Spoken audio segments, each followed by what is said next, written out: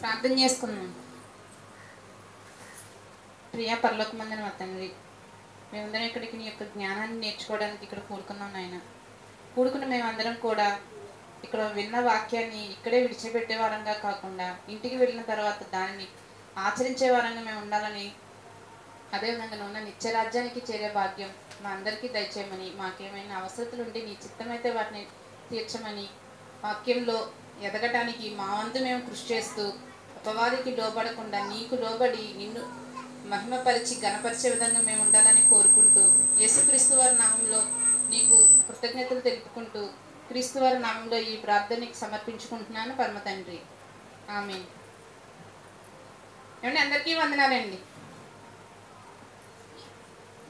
మనం ఇప్పుడు ఒక భక్తుడి గురించి తెలుసుకున్నాం. మనందరికీ తెలిసిన భక్తుడు యాకోబు గారు. ఆయన తన అన్నను మోసం చేసిన విషయం అతనికి తెలిసి తన అన్న తనని చంపేయడానికి వస్తున్నాడని చెప్పి తన తల్లి యొక్క సలహా మేరకు తన మామగారైన లాబాను ఇంటికి వెళ్ళడం జరిగింది. అక్కడ అతని కుమార్తెని చూసి ఇష్టపడి ఆ కుమార్తె కోసం 7 సంవత్సరాలు కొలువు చేయడం జరుగుతుంది. అయితే అక్కడ అతని మామ అతనికి మోసం చేసి అతను ఇష్టపడిన రెండవ కుమార్తెని ఇవ్వకుండా మొదటి కుమార్తెనిచ్చి వివాహం చేస్తారు. వివాహం అయిపోయిన తర్వాత అతను తన మామగారిని ఏంటంటే ఇలా చేశారని అడిగితే, సరే ఆ కూతురు కోసం ఇంకొక 7 సంవత్సరాలు చెయ్యి, ఏం పోయింది అని అడుగుతారు. సరేనని చెప్పి మళ్ళీ ఆ అమ్మాయి కోసం 7 సంవత్సరాలు, 14 సంవత్సరాలు ఇష్టపడిన అమ్మాయి కోసం తన మామగారి దగ్గర కొలువు చేశాడు. అయితే ఫస్ట్ భార్యగా చేసుకున్న ఆమె పేరు లేయా. తను జబ్బు కళ్ళు కలది, కానీ ఆమె అంటే యాకోబుకు ఇష్టం అనేది లేదు. రాహేలు చాలా అందమైన అమ్మాయి, తన మీద అతనికి ఇష్టం ఎక్కువ. అయితే లేయాకు 4 పిల్లలు పుడతారు, రాహేలుకు అసలు పిల్లలే పుట్టరు. నన్ను ప్రేమించానన్నావు, నా అక్కకు 4 పిల్లల్ని ఇచ్చావు, మరి నా పరిస్థితి ఏంటి, నాకు నువ్వు చెప్పిందంత అబద్ధమేనా అని అడుగుతుంది. అప్పుడు యాకోబు అంటాడు, నేనేమైనా దేవునికి ప్రతిగా ఉన్నానా బిడ్డలను నీకు ఇవ్వడానికి అని అక్కడ యాకోబు చెప్తాడు. అంటే మనకు బిడ్డలను ఇచ్చేది ఎవరు? దేవుడు. దేవుడే మనకు పిల్లల్ని ఇస్తున్నాడు. నేను ప్రతిగా ఏమైనా దేవునికి ప్రతిగా నేను ఉన్నానా అని అంటాడు. అప్పుడు ఆ రాహేలు ఒక ఆలోచన చేస్తుంది. ప్రతి ఇదివరకు రోజుల్లో వారికున్న దాసీల్ని ఆ అమ్మాయిలతో పాటు పంపిస్తారు. ఆ దాసి మీద సర్వ హక్కులు అమ్మాయికే ఉంటాయి. అయితే నువ్వు నా దాసితో వెళ్ళు, ఆమెకు పుట్టిన పిల్లలు నా పిల్లలు అవుతారు, అప్పుడు నేను కూడా గొడ్రాలనే నిందపడకుండా పిల్లలు కలిగిన దాన్ని అవుతాను అని చెప్పి రాహేలు చెప్పడం జరిగింది. అప్పుడు రాహేలు తన దాసి అయిన బిల్హాను యాకోబుకు ఇస్తుంది. అప్పుడు యాకోబు ఆ బిల్హాతో కలిసినప్పుడు వారికి ఒక బిడ్డ పుడతాడు. అవును కదండి. సరే, ఆ సందర్భం చూద్దాం. ఆదికాండం 31వ అధ్యాయం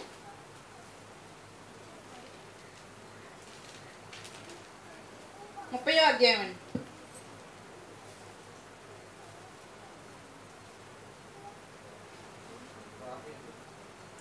ఒక్క నిమిషం.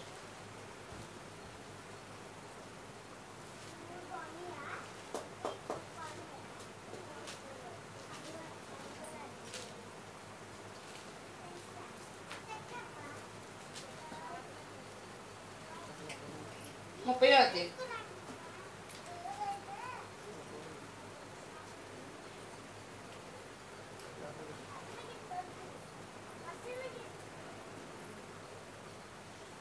4వ వచనం అండి. తన దాసి అయిన బిల్హాను అతనికి భారీగా ఇచ్చెను. యాకోబు ఆమెతో పోగా బిల్హా గర్భవతి అయి యాకోబునకు కుమారుణ్ణి కనెను. అప్పుడు రాహేలు దేవుడు నాకు తీర్పు తీర్చెను, ఆయన నా మొరను విని నాకు కుమారుని దయచేసిన అనుకొని అతనికి దాను అని పేరు పెట్టెను. రాహేలు దాసి అయిన బిల్హా తిరిగి గర్భవతి అయి యాకోబునకు రెండవ కుమారుని కనెను. అప్పుడు రాహేలు దేవుని కృప విషయమై నా అక్కతో పోరాడి గెలిచితిని అనుకొని అతనికి నఫ్తాలి అని పేరు పెట్టెను. దేవుని కృప విషయం ఫస్ట్ ఏమో దాను అని పేరు పెట్టింది ఫస్ట్ బిడ్డకి. రెండో బిడ్డకేమో దేవుని కృప విషయమై నా అక్కతో నేను పోరాడి గెలిచి తిని కాబట్టి ఇతనికి నఫ్తాలి అని పేరు పెడుతున్నాను అని పెట్టడం జరిగింది.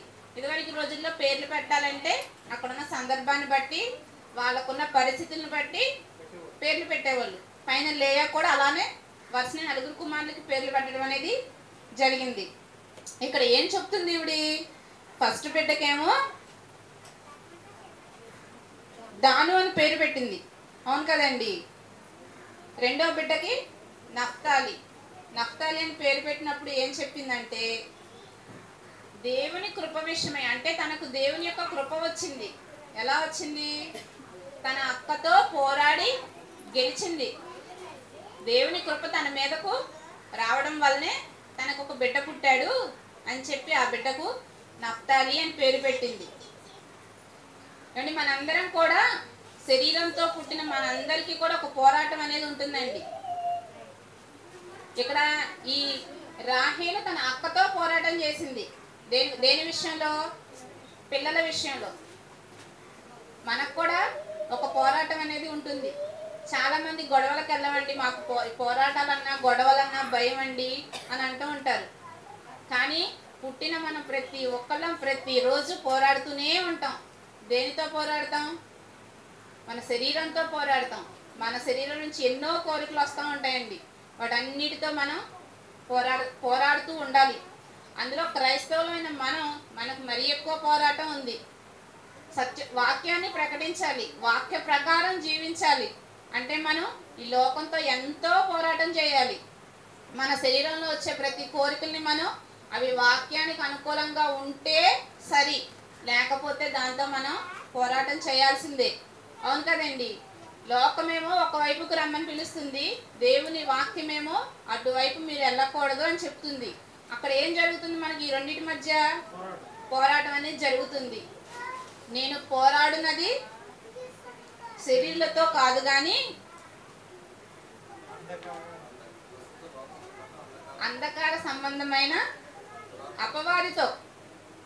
అవునండి, అపవాది మనల్ని ఏం చేస్తుంది? పడేయాలని చూస్తూ ఉంటుంది. మన శరీరంతో పాటు మనం అపవాదితో కూడా పోరాటం చేస్తేనే మనం నిలబడగలం. కాబట్టి మనకు పోరాటం అనేది ఉంది. పోరాడి గెలిచి తిని అని అక్కడ ఆవిడ చెప్తుంది, రాహేల్ గారు నేను పోరాడి గెలిచాను అని చెప్తుంది. మనం కూడా చాలా మంది పోరాటం చేస్తూనే ఉంటారు. 100కి 100% మంది పోరాటం చేసేవాళ్ళనండి. కానీ పోరాటంలో గెలవాలి. గెలిస్తేనే విజయం అనేది సాధించగలం. విజయాన్ని సాధిస్తేనే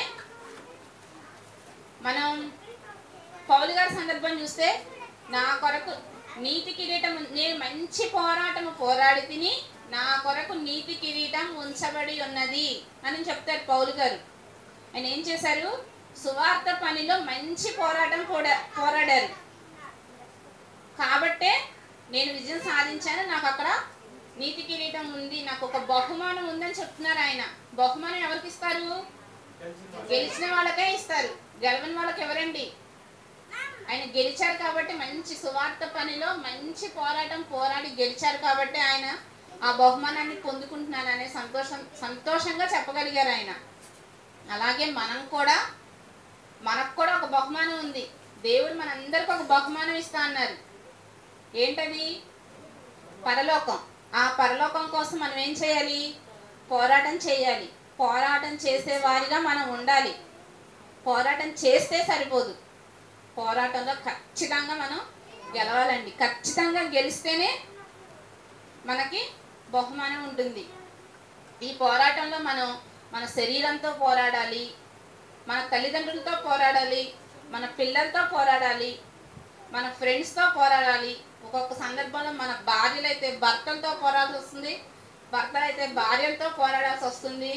అదేవిధంగా స్నేహితులతో, ఒక్కొక్క సందర్భంలో శత్రువులతో కూడా మనం పోరాడవలసి వస్తుందండి. దేని విషయంలో?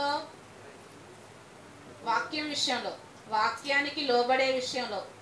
అపవాదితో ఫస్ట్ అపవాదితో పోరాడాలి. అపవాదితో పోరాడితేనే మనం వాక్యంలో నిలబడగలం.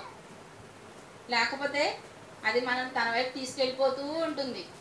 దానికే మనం ఎక్కువ అవకాశాన్ని ఇచ్చేస్తూ ఉంటాం. కాబట్టి పోరాటంలో మనం పోరాడాలి. మరి ఇక్కడ ఈ నఫ్తాలి గారి గురించి కొన్ని మాటలు తెలుసుకుందాం. తన తల్లి తనను కనడానికి తన అక్కతో పోరాటం చేసింది, దేవుని కృప పొంది తన అక్కతో పోరాటం గెలవడం వలన తనకు నఫ్తాలి అని పేరు పెట్టింది. ఈ నఫ్తాలికి యాకోబు గారు ఒక ఆశీర్వాదం ఇచ్చారు. యాకోబు గారు చివరి స్టేజ్లో తన బిడ్డలందరికీ ఒక వరుస క్రమంలో ఆశీర్వాదాలు ఇస్తూ వస్తారు. ఆ ఆశీర్వాదాలు ఇచ్చిన టైంలో నఫ్తాలి గారి గురించి ఆయన చెప్పిన ఆశీర్వాదం చూద్దాం. ఆదికాండం 49వ అధ్యాయం 21వ వచనం అండి. నఫ్తాలి, ఒక్క నిమిషం అండి, 49:21 చదవండి. నఫ్తాలి విడువబడిన లేడి, అతడు ఇంపైన మాటలు పలుకును. చాలండి, ఇక్కడ రెండు మాటలు చెప్పారు నఫ్తాలి గారి గురించి. విడువబడిన లేడి, విడువబడిన లేడి. లేడి ఏమైంది ఇక్కడ? విడువబడిన లేడి. బంధింపబడి ఉంటే ఎలా ఉంటుంది? మనం చాలా మంది ఇళ్ళలో కుక్కను పెంచుకుంటామండి.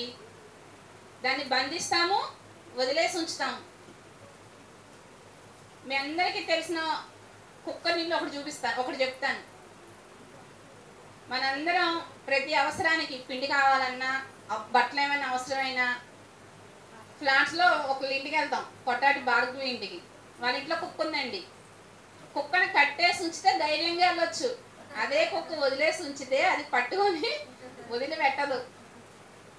బంధిస్తే ఒకలా ఉంటుంది, విడువబడితే ఇంకోలా ఉంటుంది. ఇక్కడ నఫ్తాలి గారి గురించి తన తండ్రి ఏమని చెప్తున్నాడంటే విడువబడిన లేడీ అంటున్నారు. అసలు ముందు లేడీకున్న లక్షణం ఏంటో చూద్దాం. ఈ లేడీ విడువబడి ఉందంట. విడువబడి ఉందంటే దానికి ఏ బంధకము లేదు, ఏ బందీగా అది లేదు. ముందు చాలా ఫ్రీగా ఉంది. సరే చూద్దామండి లేడీ గురించి. సామెతల గ్రంథం 5వ అధ్యాయం 15వ వచనం. సామెతల గ్రంథం 5వ అధ్యాయం 15వ వచనం.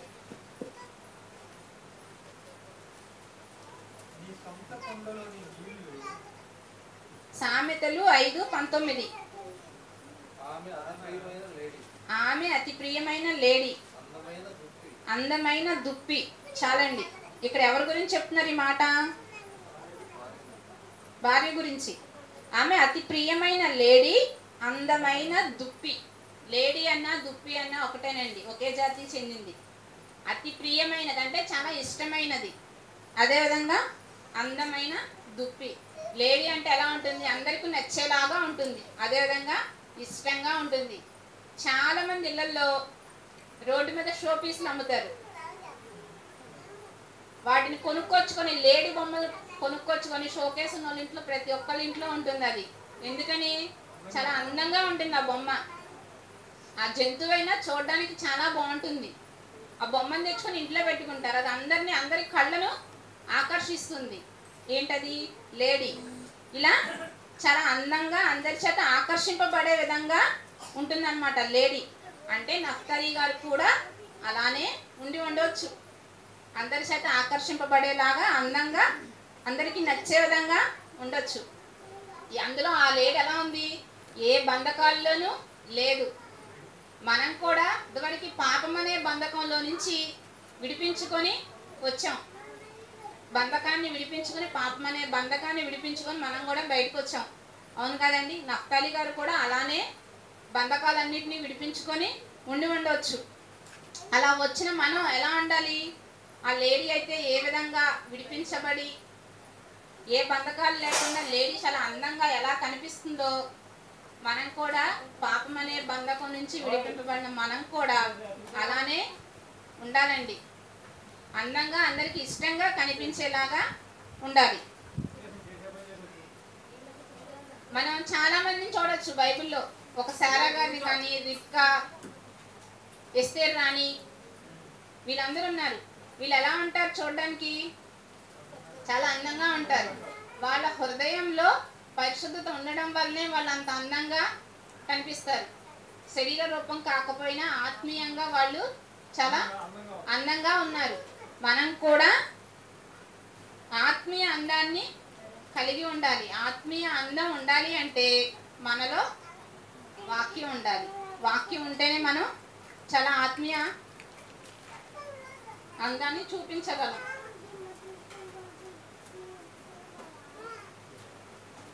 ఇదే సామెతలు 6వ అధ్యాయం 5వ వచనం అండి. ఇక్కడ ఒకసారి ఏమో మనం ఏం చూసామంటే 5:19లో అతి ప్రియమైన లేడీ, అందమైన దుప్పి అని చెప్పి లేడీ గురించి తెలుసుకున్నాం. లేడీ అందంగా ఉంటుంది, అందరికీ ఇష్టంగాను ఉంటుంది. ఇంకొక వచనం అండి, 6వ అధ్యాయం 5వ వచనం. వేటగాని చేతి నుండి లేడి తప్పించుకున్నట్లు. చాలండి. వేటగాని చేతి నుంచి లేడి తప్పించుకున్నట్లు. వేటగాని చేతిలో నుంచి లేడి ఒక్కటే తప్పించుకుంటుందా? ఏ జంతువైనా తప్పించుకుంటుంది. కానీ లేడికున్న పర్ఫార్మెన్స్ ఎవరికీ ఉండదంటండి. చాలా చలాకీగా, చాలా తొందరగా, చురుకుగా తప్పించుకుంటుందంట. పరిగెత్తగలదంట. కన్ను రెప్ప పాటులో తప్పించుకోగలదు. అలాంటి లక్షణం రెప్పపాటులో తప్పించుకోవడంలో దాందే ఫస్ట్ ప్లేస్ అంట లేడిది. అందమైంది, చూపులకు అందంగా ఉండేది, అందరూ ఇష్టపడేది. అదేవిధంగా తప్పించుకోవడంలో, అపాయం వచ్చినప్పుడు తప్పించుకోవడంలో మంచి చురుకుగా, తెలివిగా ఉండగలిగేది. ఇంకొక మాట చూద్దాం లేడీ గురించి. పరమగీతము 8:14. ఏమంటే లేడీ గురించి చెప్తున్నాను. 8:14 పరమగీతము 8:14 చివరి మాట అండి. గంతులు వేయు లేడి పిల్లవలే ఉండుము. ఎలా ఉంటుందంట లేడీ? గంతులు వేస్తూ ఉంటుందంట. గంతులు లేడేయటం ఏంటండి? అందరూ వేస్తారు. అవును కదండి. అప్పుడే పుట్టిన ప్రతి దూడ, గేదె దూడ అవనివ్వండి, ఆవు దూడ అవనివ్వండి, ఏదైనా సరే గంతులు వేస్తూనే ఉంటుంది. లేడీ కూడా గంతులు వేస్తూనే ఉంటుంది. అంటే మంచి హుషారుగా అనేది అది ఉంటుందన్నమాట. లేడీ అందంగా, అందరికీ ఇష్టంగా, అదేవిధంగా తప్పించుకొనుటలో చురుకుగా, చాలా తెలివిగా, ప్లస్ ఎలా ఉంటుంది? గంతులు వేస్తూ అంటే ఆ సంతోషంగా, ఆహ్లాదకరంగా ఉంటుంది లేడీ. లేడీ యొక్క లక్షణాలను మనం చూస్తున్నాం. ఇంకొక రెఫరెన్స్ చూద్దాం. హబక్కూకు 3వ అధ్యాయం 19వ వచనం. హబక్కూకు 3వ అధ్యాయం 19వ వచనం. చివరి 2 లైన్ చూడండి. ఆయన నా కాళ్ళను లేడి కాళ్ళ వలె చేయును, ఉన్నత స్థలముల మీద ఆయన నన్ను నడువు చేయును. లేడి కాళ్ళ వలె చేయునంట. లేడి కాళ్ళు ఎలా ఉంటాయి? ఫాస్ట్గా. అది చక్కగా నడుస్తుంది. లేడీ చక్కగా నడుస్తుంది. ప్లస్ లేడీల కన్నా బాగా నడిచే చాలా ఉన్నాయి. హంస నడక, ప్లస్ నెమలి కూడా చక్కగా నడుస్తుంది. అలాగే నత్త నడక అంటారు. కానీ ఇక్కడ పర్టికులర్గా లేడి కాళ్ళ వలె చేయును. లేడంట ఎత్తు పల్లాలు ఉంటాయి కదా, ఎత్తు పల్లాల మీద కూడా చక్కగా నడుస్తుందంట. సమాంతర భూభాగం మీదే కాకుండా ఎత్తు పల్లాల మీద కూడా చక్కగా నడుస్తుంది. ఉన్నత స్థలముల మీద ఆయన నన్ను నడువు చేయును. చూడండి, ఆయన నా కాళ్ళను లేడి కాళ్ళ వలె చేయును, ఉన్నత స్థలముల మీద ఆయన నన్ను నడువ చేయును. ఒక ఎత్తు ప్రదేశానికి వెళ్ళాలన్నా సరే లేడీ చక్కగా నడుస్తుంది.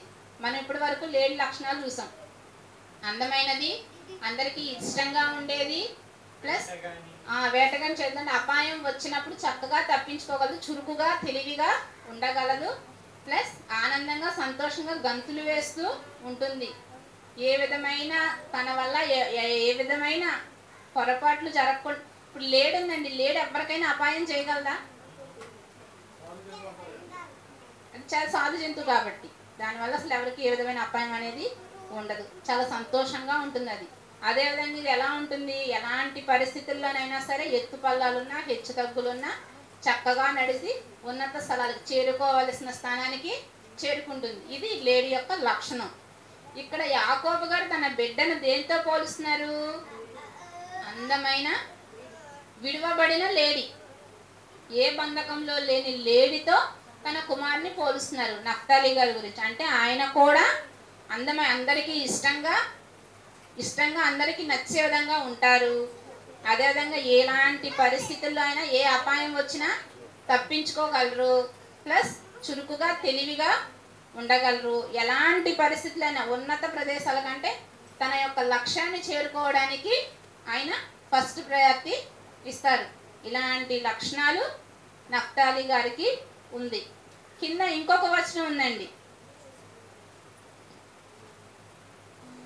నఫ్తాలి గారి గురించి, ఆదికాండం 49వ అధ్యాయం 21వ వచనం. నఫ్తాలి విడువబడిన లేడీ, అతడు ఇంపైన మాటలు పలుకును. ఇంపైన మాటలు పలుకును.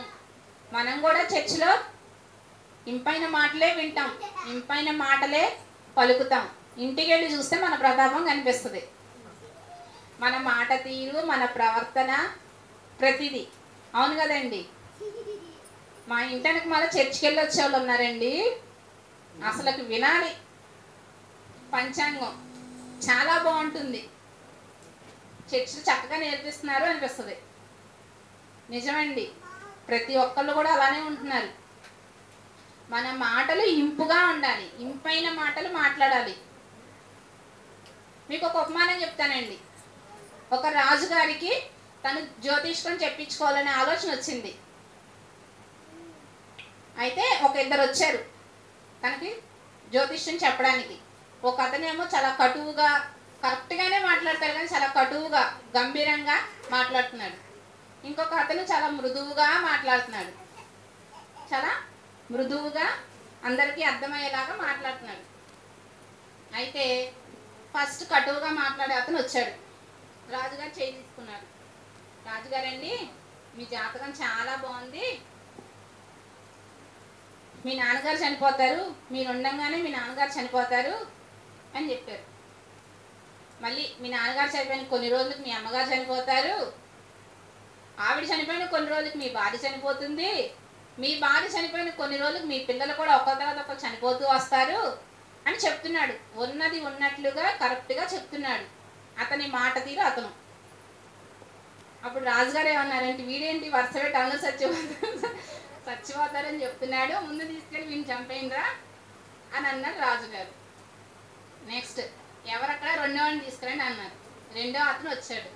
ఈ రాజుగారు ఏంటి, అతను జ్యోతిష్కుడే కదా, అతను తెలిసిన విషయాన్నే చెప్పాడు కదా, చంపేయాలంటున్నాడు ఏంటి అని అతను అనుకుంటా భయపడుతూ అతను వచ్చాడు దగ్గరికి. అతను చక్కగా నిదానంగా మాట్లాడే వ్యక్తి. రాజుగారి జాతకం చూశాడు, ఇక్కడ అదే ఉంది కదా, అందరూ చచ్చిపోతారు, ఈయన ఒక్కడే బ్రతుకుతాడని ఉంది కదా అని అనుకొని అతను చెప్పాడంట, రాజుగారండి మీ నాన్నగారు చనిపోయే విషయం కరెక్టే, కానీ మీరు మాత్రం నిండు 100 ఏళ్ళు బ్రతుకుతారండి, మీకు దేవుడు దీర్ఘాయుష్నిచ్చాడండి, మీరు దీర్ఘాయుతో జీవిస్తారండి, మీలాంటి జీవితం ఎవ్వరికీ లేదండి, మీ ఇంట్లో అందరూ చనిపోయినా మీరు మాత్రం దీర్ఘాయుతో దీర్ఘకాలం జీవిస్తూ మీ రాజ్యాన్ని చక్కగా పరిపాలించుకుంటారండి అని చెప్తున్నాడు.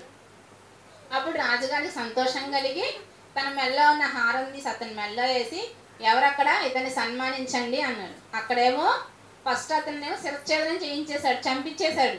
ఎవరక్కడ, ఇతని ముందు ఇతన్ని చంపించేయండి అన్నారు.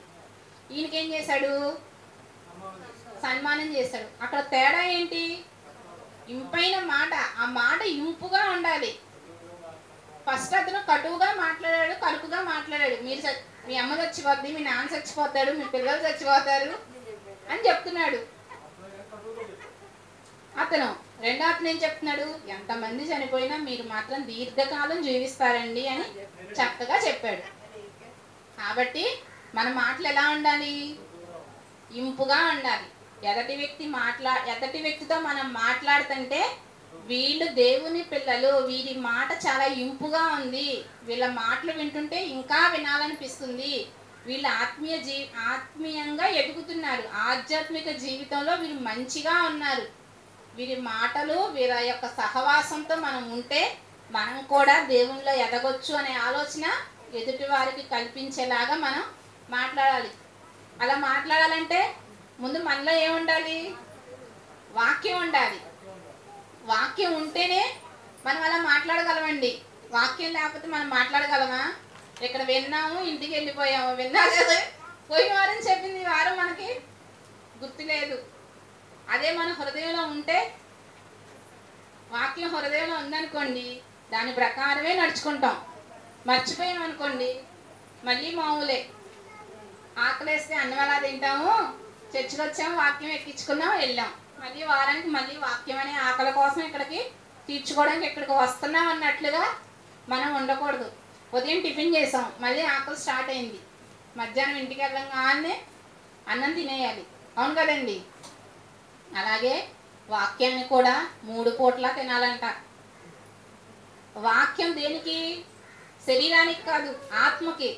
ఆత్మకి అసలకి అస్తమానం ఆకలేస్తూనే ఉంటుందంట. అది ఎలా చెప్పగలనంటారా? ఇప్పుడు మనం కూర్చున్నాం, విన్నంతసేపు వింటున్నాం, ఇంటికి వెళ్ళిన తర్వాత మనకి ఎవరో ఏదో చెప్తానే ఉంటారు, వింటానే ఉంటాం, పడుకొని ఉంటాం, ఏయో ఆలోచనలు వస్తూనే ఉంటాయి, మన ఆత్మ ఆటని కూడా వింటూనే ఉంటుంది. లెగిస్తాం, మళ్ళీ ఏయో వింటూనే ఉంటాం, అలా ఎక్కించుకుంటానే ఉంటాం. అది మంచి అవనివ్వండి, చెడు అవనివ్వండి, అసలుకి గొడవ జరుగుతుంది పోనీ బయట ఎక్కడన్నా, చేసే పని అర్జెంట్ అయితే ముందు పొయ్యి మీద అన్నం ఉడుకుతుందో లేకపోతే ఏదో ఇష్టమైన వండుకుంటున్నాం, కట్టేసి వెళ్ళిపోతాం. ఏదో ఇంకో పని ఏదైనా చేస్తున్నాం, ముందు దాన్ని అక్కడ ఆఫ్ చేసి అదేదో వినడానికి వెళ్తాం. ఎందుకని? ఆత్మకు ఆహారం పెట్టాలి. ఆత్మ ఆగదు, ఊరుకోదు, దానికి ఏదో ఎక్కిచ్చేయాలి ముందు. కానీ మనం అదే వాక్యంతో ఉన్నవాళ్ళం అనుకోండి, అది అవసరమా కాదా తెలుసుకొని అవసరమైతే గబగబా వెళ్ళి తీసుకుంటాం, అనవసరమైందనుకోండి దాని జోలికి మనం వెళ్ళాం. అది ఎప్పుడు ఉండే గోళం మనకి ఎందుకులే అని మన పని మనం చూసుకుంటాం. కాబట్టి 3 పూట్ల శరీరానికి ఆహారం ఎలానో ఆత్మకు కూడా నిత్యము ఆహారం ఇస్తూనే ఉండాలి. ఆత్మకి ఇవ్వాల్సిన ఆహారం వాక్యం, ఇంపుగా ఉండే మాటలు. వాక్యం ఇంపుగా ఎందుకు ఉంటుందంటారు అండి?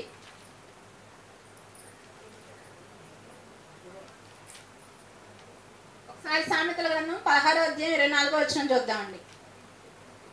సామెతల గ్రంథము 16వ అధ్యాయం 24వ వచనం.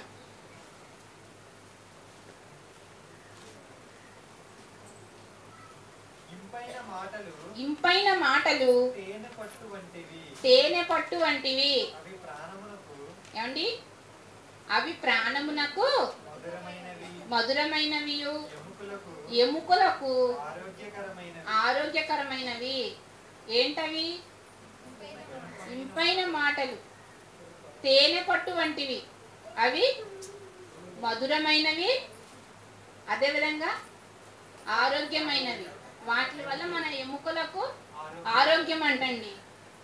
ఒకసారి హెబ్రీలకు రాసిన పత్రిక 4వ అధ్యాయం 12వ వచనం. హెబ్రీలకు రాసిన పత్రిక 4వ అధ్యాయం 12వ వచనం. దేవుని వాక్యము సజీవమై బలము గలదై రెండంచులు గల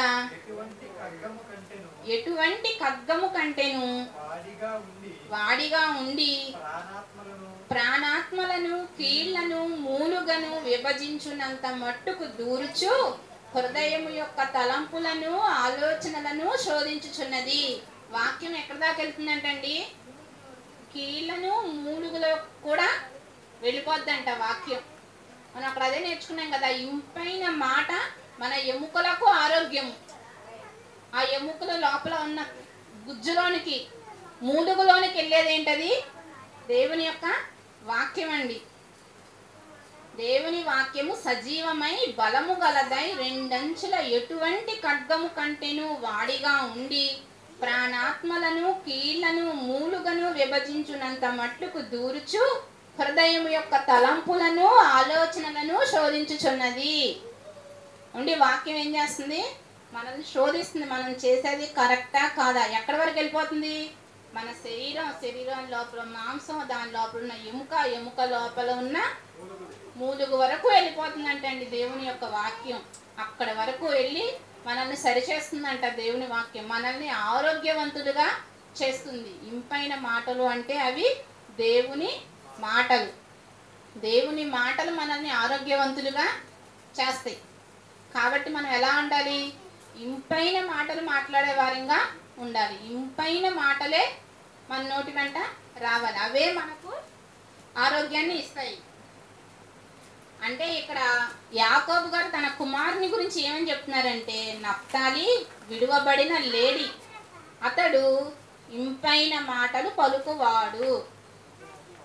అంటే ఆయన యొక్క లక్షణాలు చూడండి. వాళ్ళ నాన్న ఒక్క మాటలో చెప్పేశారు. చాలా చురుకుగా చలాకీగా ఉంటాడు, అందంగా అందరికీ ఇష్టంగా ఉంటాడు, ఏ బంధకాల్లోనూ బంధింపబడ్డు, ఎలాంటి పరిస్థితుల్లోనైనా తప్పించుకోగలడు, తన్ను తాను రక్షించుకుంటాడు, ఉన్నత స్థలాలకు చేరే విధంగా అతను ఉన్నాడు. అదేవిధంగా తన మాట ఇంపైన మాటే అతని నోటి వెంట వస్తుంది. ఏ విధమైన చెడు అనేది అతని దగ్గర కనిపించదు. ఇలా మనం ఎవరిని చూడొచ్చండి? యేసుక్రీస్తు వారు అంతే కదండి. ఏ బంధకాల్లోనూ బంధింపబడలేదు, ప్లస్ ఆయన మాట ఎప్పుడు ఇంపైన మాటలైనా మాట్లాడారు. అలాంటి యేసుక్రీస్తు వారు మనందరినీ, పాపం అనే బందీలో ఉన్న మనందరినీ విడిపించడానికి వచ్చారు. ఆయన యొక్క రక్తం ద్వారా మనందరం కడగబడ్డాం. కడగబడిన మనం అందరం ఏమవ్వాలి? ఆయనలాగా మారాలి. యేసుక్రీస్తు వారంటే ఒక బ్రాండ్ అండి. పరిశుద్ధుడు, పవిత్రుడు, నాలో పాపం ఉన్నదని మీలో ఎవడు స్థాపింపగలడు అని నొక్కిపెట్టి సవాలు విసిరిన వ్యక్తి. మనలానే దేవుని యొక్క కుమారుడే, కానీ మనలాంటి శరీరాన్ని ధరించుకొని భూమి మీదకి వచ్చారు. భూమి మీదకి వచ్చిన ఆయన ఈ భూమి మీద ఉన్న పాపాన్ని, లోకంలో ఉన్న లోకాన్ని కానీ, లోకంలో ఉన్న కానీ చెడును కానీ అంటించుకోలేదు. అపవాది ఆయన దగ్గర కూడా వచ్చింది ఆయన శోధించడానికి. కానీ ఆయన దాని యొక్క శోధనలో పడకుండా వాక్యాన్ని దానికి చూపించి దేవుని కోసమే మనం బ్రతకాలి అని బ్రతికి చూపించిన వ్యక్తి యేసుక్రీస్తు వారు. అవును కదండి. మనం కూడా బ్రతకగలమని మనకు మాదిరి చెల్లారు. కాబట్టి మనం కూడా ఇంపుగానే మాట్లాడాలి. పాపం అనే బందీలోకి తిరిగి మనం వెళ్ళకూడదు. ఇలాంటి నఫ్తాలి గారి గురించి మోషే గారు కూడా ఒక ఆశీర్వాదం ఇచ్చారు. ద్వితీయోపదేశ ఖండంలో ఆయన కూడా అందరినీ కనానుకు పంపిస్తూ వరుసని ఒక్కొక్కరికి ఒక్కొక్క ఆశీర్వాదం ఇచ్చుకుంటూ వచ్చారు మోషే గారు, దైవజనుడు, ఇజ్రాయిల్ 12 గోత్రాలకి. అందులో నఫ్తాలి గారికి ఇచ్చిన ఆశీర్వాదం ఏంటో ఒకసారి చూద్దాం. ద్వితీయోపదేశ ఖండం 33వ అధ్యాయం 23వ వచనం. నఫ్తాలి గూర్చి ఇట్లా నేను ఒక్క నిమిషం 33 చెప్పు. కటాక్షము చేత తృప్తి పొందిన నఫ్తాలి, యెహోవా దీవెన చేత నింపబడిన నఫ్తాలి పశ్చిమ దక్షిణ దిక్కులను స్వాధీనపరచుకొనుము. అతనికి ఇచ్చే భూభాగం గురించి కింద లైన్లో చెప్పారండి. పైన ఏం చెప్పారు? కటాక్షము చేత తృప్తి పొందిన నఫ్తాలి. కటాక్షము చేత తృప్తి పొందిన నఫ్తాలి, దేవుని దీవెన చేత నింపబడిన నఫ్తాలి. కటాక్షము, దేవుని కృప అతనికి వచ్చినప్పుడు అతను ఎలా ఉన్నాడంట? తృప్తిగా ఉన్నాడంట. తనకు దేవుడు ఎంత ఇస్తే దాంతోనే తృప్తిగా ఉన్నాడు నఫ్తాలి. మనం ఉన్నామండి, మనకు దేవుడు ఎంత ఇచ్చినా మనం ఏదో కావాలని అడుగుతూనే ఉంటాం. నాకు అది కావాలి, ఇది కావాలి, నాకు ఆ కోరికను తీర్చినైనా ఈ కోరికను తీర్చినైనా అడుగుతూనే ఉంటాం. కానీ ఇక్కడ ఈయన ఏం చేస్తున్నాడు? నఫ్తాలి గారి గురించి ఈయన ఏం చెప్పారు మోషే గారు? కటాక్షము చేత తృప్తి పొందిన నఫ్తాలి. కటాక్షము, దేవుడు ఎంత ఇస్తే దాంతోనే, దేవుడు ఇదే ఇచ్చాడు నాకు ఇది చాలు అని సరిపెట్టుకునే వ్యక్తి నఫ్తాలి. ఇప్పుడు తల్లిదండ్రులు పిల్లలకు ఆస్తులు పంచుతారండి. అందులో చాలా మంది ఏం చేస్తారంటే నాకు అది కావాలి ఇది కావాలని అడుగుతూ ఉంటారు. తండ్రి ఇచ్చిన దానికన్నా ఎక్కువ కావాలని అడిగే పిల్లలు ఉన్నారు. కొంతమంది పిల్లలేమో సైలెంట్గా ఉంటారు, ఏది ఇస్తే అదే తీసుకుంటారు. కొంతమంది అలా కాదు, నాకు అది కూడా కావాల్సిందే అని అడుగుతూ ఉంటారు. అలా అడుగుతూ అలా అస్తమానం రేపుతూ ఉంటే ఆ తల్లిదండ్రులకు ఏమనిపిస్తుంది అంటే వీడికి ఏదో ఒకటి ఇచ్చేస్తే కానీ వీడి పేరు మనం వీడికి వదిలించుకోలేము, వాడు ఏమీ అడగట్లేదు, వాడికి ఎంత ఇచ్చినా తప్పులేదు అని అనుకుంటూ ఉంటారు. ఎక్కడ దాకా ఎందుకండి, మనకి 2 పిల్లలు తినటానికి కానీ వాళ్ళు కట్టుకోవడానికి కానీ మనం ఏదో ఒకటి ఇస్తూ ఉంటాం. ఒకళ్ళేమో ఏది ఇస్తే అది తీసుకుంటున్నారు, ఇంకొకళ్ళేమో సనుగుతూనే ఉంటారు. ముందాడికి ఏదో ఒకటి కొనిపెట్టనండి బాబు, వాడి గోడ మనం తట్టుకోలేకపోతున్నాం, ఏదో ఒకటి వాడు మొహాన్ని పడేస్తే సైలెంట్గా ఉంటాడు అని అనుకుంటాం. ఏదో ఒకటి వాళ్ళ మొహాన్ని పడేస్తారు, రెండో వాళ్ళు అడగరు, సైలెంట్గా ఉంటారు. కానీ మనకేమనిపించింది, వీడు ఏది అడిగి సాధించుకున్నా వాడు ఏడవకపోయినా వాడికి కూడా ఇవ్వాలి అనిపించింది. అక్కడ నఫ్తాలి విషయంలో కూడా మోషే గారు అదే చెప్తున్నారు, దేవుని కటాక్షము చేత తృప్తి పొందిన నఫ్తాలి. అలా తృప్తి పొందిన నఫ్తాలి కింద వచ్చిన చూడండి, యెహోవా దీవెన చేత నింపబడిన నఫ్తాలి. అతనికి యెహోవా యొక్క దీవెన వచ్చింది. యెహోవా మనందరికీ ఇచ్చే దీవెన ఏంటి, ఆశీర్వాదం ఏంటి? తృప్తిగా జీవించిన నఫ్తాలికి దేవుని యొక్క దీవెన అనేది వచ్చింది. అదేవిధంగా మనకు కూడా దేవుని కృప చేత తృప్తిగా ఉంటే కనుక మనకు కూడా ఒక దీవెన, ఒక ఆశీర్వాదం అనేది దేవుడు ఇస్తాడు. పరలోకం అనే ఆశీర్వాదం, నిత్య జీవం అనే ఆశీర్వాదం దేవుడు మనకు ఇవ్వడం జరుగుతుందండి. ఆ ఆశీర్వాదాన్ని పొందుకోవడం చాలా సులువే. ఏం చేయాలి కానీ, పోరాటం చేయాలి. మన శరీరంతో చేయాలి, మన సన్నిహితులతో చేయాలి, మన చుట్టూ ఉన్న వారితో చేయాలి, లోకంతో చేయాలి, అపవాదితో చేయాలి. ఇలా పోరాటం చేస్తే పరలోకం రాదు. పోరాటంలో మనం గెలవాలి. అక్కడ రాహేలు తన అక్కతో పోరాడి గెలవడం వల్ల తనకు నఫ్తాలి అని పేరు పెట్టింది. నా అక్కతో దేవుని కృప చేత నేను పోరాడి గెలిచి నా అక్కతో పోరాడి గెలిచి తిని అని నఫ్తాలికి పేరు పెట్టడం జరిగింది. పోరాడి గెలవడం నఫ్తాలి పేరుకి యొక్క అర్థం. అదేవిధంగా ఇక్కడ దేవుడు ఏం చెప్తున్నారు నఫ్తాలి గారి గురించి, దేవుని కృపచేత తృప్తి పొందిన వాడు అని కూడా ఇక్కడ చెప్పడం జరిగింది. అక్కడ అతని జననం విషయంలో కూడా దేవుని కృపచేత నేను ఇతన్ని పొందుకున్నానని ఆ తల్లి చెప్పింది. ఇక్కడ మోషే గారేమో దేవుని కృపచేత తృప్తి పొందిన వాడు నఫ్తాలి అని మోషే గారు చెప్పడం జరిగిందండి. తన తండ్రి చేత మంచివాడు అనిపించుకున్నాడు. అదేవిధంగా దైవజనుడైన మోషే గారి చేత కూడా చాలా మంచివాడు, దేవుని ఆశీర్వాదం పొందుకున్నవాడని చెప్పించుకున్నాడు. అదేవిధంగా దేవుని యొక్క ఆశీర్వాదం కూడా అతనికి రావడం అనేది జరిగింది. అదే మనం కూడా నఫ్తాలి లాగా మంచిగా తృప్తిగా జీవిస్తూ అతనుకున్న లక్షణాలు, ఇంపైన మాటలు మాట్లాడడం, విడువబడిన లేడీలాగా ఉండడం కనుక మనం కూడా అలా ఉంటే మనం కూడా మన తల్లిదండ్రుల చేత, అదేవిధంగా దైవజనుల చేత ప్లస్ దేవుని చేత కూడా మనం ఆశీర్వాదం అనేది పొందడం జరుగుతుంది. ఆ ఆశీర్వాదాన్ని మనం అందరం పొందుకోవాలండి. పరలోకం అనే ఆశీర్వాదాన్ని పొందుకోవాలి. అది పొందుకోవాలి అంటే మనం పోరాటం చేయాలి. పోరాటంలో ఖచ్చితంగా గెలవాలి. గెలిస్తేనే బహుమానం, గెలవకపోతే బహుమానం అనేది ఉండదు. గెలిచే ప్రయత్నంలో మనం అందరం ఉండాలి. గెలవాలి అంటే అక్కడ పౌలు గారు ఏం చేశారు, సువార్త విషయంలో మంచి పోరాటాన్ని పోరాడితిని తెస్సలోనికీయులకు రాసిన పత్రికలో చెప్తారు. మంచి పోరాటం పోరాడి తిని నా పరువు కడముట్టించి తిని విశ్వాసము కాపాడుకొని నా కొరకు నీతి కిరీటం ఉంచబడి ఉన్నది అని అక్కడ చెప్పారు. అంటే మనం కూడా ఇంపైన మాటలు, దేవుని యొక్క మాటలు, సువార్త పని చేయాల్సిన అవసరం ఉంది. వచ్చాము, వాక్యం విన్నాము, వాక్య ప్రకారం బ్రతుకుతున్నాము అంటే కుదరదు. కనీసం మన పక్కన ఉన్న వాళ్ళకైనా దేవుని గురించి 4 మాటలు మనం చెప్పాలి. దేవుని యొక్క రుచిని మన పక్క వాళ్ళకి మనం చూపించేలాగా మనం ఉండాలి. అలా ఉంటూ ఆ పరలోకం చేరే వారంగా మనం ఉండాలని కోరుకుంటూ నా మాటలు ముగిస్తున్నానండి. ప్రార్థన చేసుకోండి. ప్రియ పరలోకమందున మా తండ్రి, నఫ్తాలి ఏ విధంగా అయితే నీ ఇష్టానుసారుడిగా ఉన్నాడో మేము కూడా అలా నీ ఇష్ట ప్రకారం జీవించే బిడ్డలుగా ఉండటానికి సహాయం దయచేయి తండ్రి.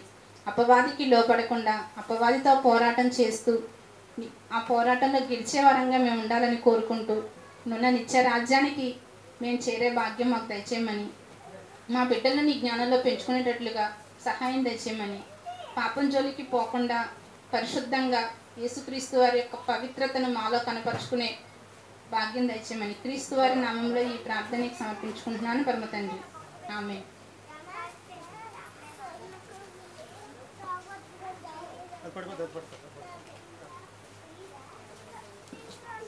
చాకు